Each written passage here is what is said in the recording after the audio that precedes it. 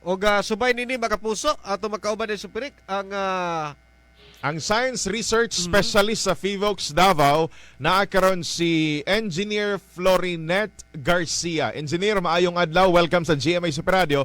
Si Supiriki Super Francis sa Pikas Linya. Mayong buntag. Mayong buntag po sa tanan diri sa Davao. Good morning. Oo. Engineer, sa karon sa inyong talaan, pila na ka mga aftershock ang natala karon sa tuwa diri sa Davao Region after atong 7.4 nga linog nasundan og 6.8 po.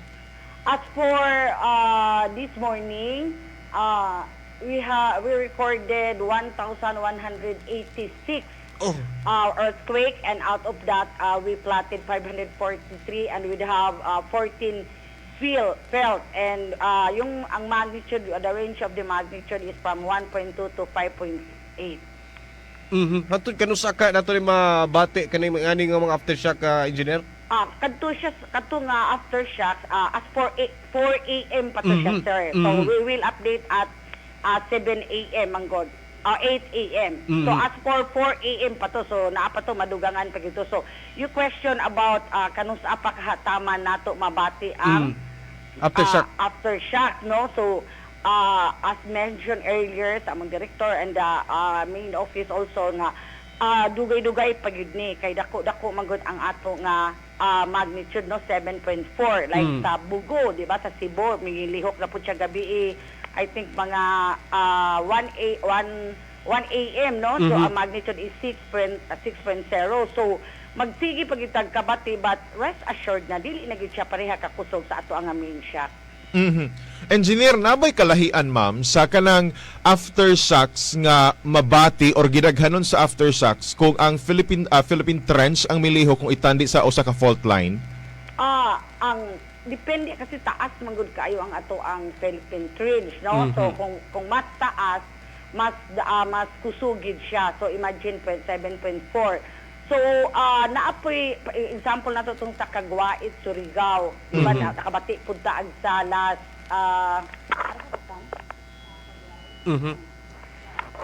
11. So, since the magnitude is 6.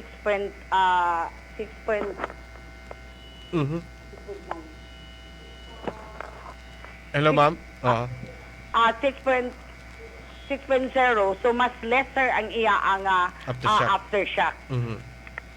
So meaning pag Philippine Trench ang mulihok ma'am, mas lauman nato nga mas daghan ang aftershocks. Mas dugay-dugay pagid. Mas dugay pagid siya. Okay. Ang kini ma'am, naay nang utana sa diri ma'am. Buot na mo masayod sa kining pagtayog sa Philippine Trench o kining ginatawag nga usit pagbasa ni Doblet earthquake.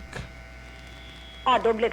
Ang gimin magud ana kay naay siya duha ka linog, bali pero didto ra gyud murag kanang nagduo ra siya kay manang gitawag nato nagdoblet, bali kung sa 7.4 and then katong isa nga 6.8, no, sa Manay sa the same rig sila offshore sa Davao Oriental, so gitawag nato nagdoblet kumbaga kanabang dili man nato siya mas-separate kay bali duol ra gyud kaayo sila sa gigikanan sa linog or the epicenter.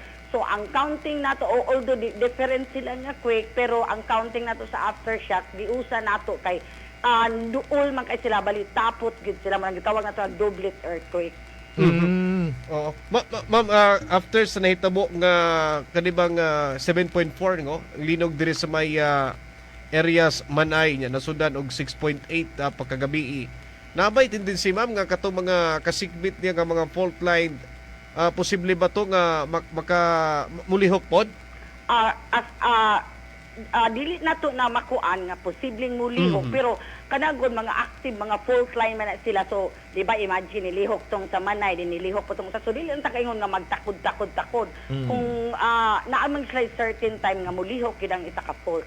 Mga pila ka ang gikusgon ma'am ugaling do na pay as expected na pay posibleng mga aftershocks. Mga pila ka ang pwede nga i-generate nga gikusgon ma'am? Unsa gid siya kakusog, depende man gud sa iya ang agilabon, depende sa iyang kung kusog kaayo, kung mabaw ang dakong damage, kung mabaw ang ato ang gigikanan sa earthquake. So dili ta kahatag og exact nga pila gyud ka kusog, no? Pila gyud ka kusog, but we have to prepare na lang yun nga. Kabalo man kita nga natay mga active fault and trenches diri. So muna nga, posible gid siya nga anytime mulihok. Kaya wa man ta kabalo, kanus apod ra bagyod mo, mulinog, no? Kay even throughout the country, wala pa kita kabalo throughout ka ng mga even Japan, damos kanang naang advanced country, daghan po kaslag linog, wala pa gid tay kuan nga kanus ata mulinog. Pero kabalo gid ta, makabalo ta nga mulinog kay naman tay mga existing trenches and faults.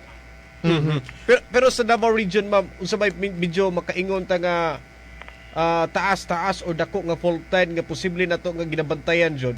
Kana makaingon ta nga medyo delikado jud. Kung sa Manila na ay the big one, how about this sa to sa Davao Kaning region? trench na to karon sir nga ato ang kaning sa gigikanan sa 7.4 Manay earthquake. Okay. Kini ma'am, napoy nang utana ma'am nga last 2019 kung wala mi nagkamali milihok kusog-kusog pud to ma'am diri sa Davao region apil sa ato ang Cotabato area.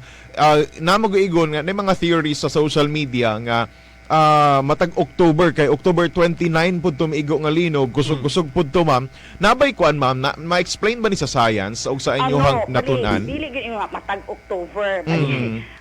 Maybe na timing lang gid siya kay kung atong idig pud tong mga historical walang koy copy diri kay layo ko na sa telephone, no. Natay mga historical events pod dinhi nga nang lihok ang atong mga falls. So dili gid nga nagkuan gid siya nga every October gid siya. Coincidentally na kuan lang gid siya natuno nga October. Ayun.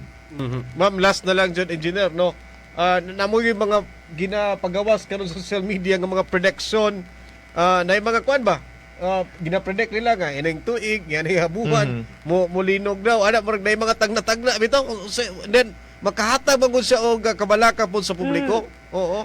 So, ang amuanan, sir, nga, kanang PHIVOLCS is the mandated agency to study on earthquakes and volcanoes. So, ang mga tao, mustik ragid sila, unsay gipagawas namo sa PHIVOLCS. Daghan bitaw kay karong mga, kanang ang mga interviews, ang mga kuan ila bitaw ang gipanguha pod, sir, din dagdagan po dayon nila nga makahatag lagi pod og dili lang man diri ato sa Davao throughout the Philippines, bisan sa mga area, ila po dayon gipang pangdagdagan nga makahadlok pod sa mga tawo. So aton tanang gihangyo nga dili na lang unta nila buhaton, but ang mga katawhan mo rely sila, magkuan sila bahin sa inyo, gagi kaninyo nga news kay kamo manguha man pod jud mo sa right agency. Pero kami, ang PHIVOLCS is the mandated agency, and we're keep on posting sa among social media for the update of all the earthquakes and kanang naang mga volcanoes. So dito na lang gid sila mututok, sir.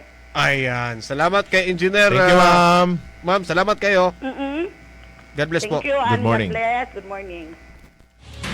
Super Radio Special Coverage. Super Radio Bantay Lindol Dabawenyo. Anong say mo? Kauban sila Super Francis Timbal ug Super Ricky Bangat.